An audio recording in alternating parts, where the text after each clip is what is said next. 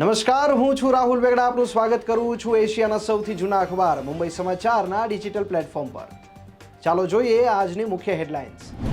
ભાજપે જમ્મુ કાશ્મીરમાં બદલાયેલી યાદી બહાર પાડી. સવારે 10 વાગે 44 નામ જાહેર કર્યા. 2 કલાક પછી પાછા ખેંચાયા. ત્યારબાદ 1 કલાક પછી ફરી 15 નામ જાહેર કર્યા.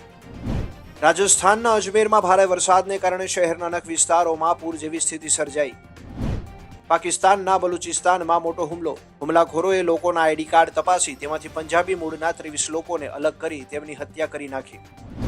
જન્માષ્ટમીના અવસર પર પ્રખ્યાત સેન્ડ આર્ટિસ્ટ સુદર્શન પટનાયકે ઓડિશાના પુરી બીચ પર કિલ ધ એવિલ સંદેશ સાથે રેતીનું આર્ટવર્ક બનાવ્યું.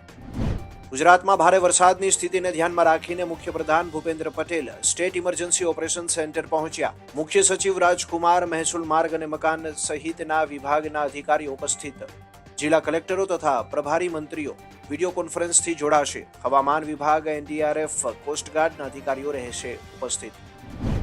રાજ્યના વિવિધ જિલ્લાઓમાં આજે ભારેથી અતિભારે વરસાદની આગાહી. સૌરાષ્ટ્રમાં સાતમ આઠમના લોકમેળાઓ ઠપ્પ. તહેવારોમાં લોકોના આનંદ પર મેઘરાજાએ પાણી ફેરવ્યું. વડોદરામાં સતત વરસાદને પગલે ચોમેર જળબંબાકારની સ્થિતિ. વરસાદી માહોલમાં નીચાણવાળા વિસ્તારોમાં પાણી ભરાયા. અમરેલી, બાબરા, બગસરા, ધારી, લાઠી, સાવરકુંડલા, રાજુલા, જાફરાબાદ અને ખાંભા પંથકમાં હળવો વરસાદ. તો આ હતી આજની મુખ્ય હેડલાઇન્સ. વધુ સમાચાર અને મહત્વની અપડેટ્સ માટે જોતા રહો મુંબઈ સમાચારનું ડિજિટલ પ્લેટફોર્મ.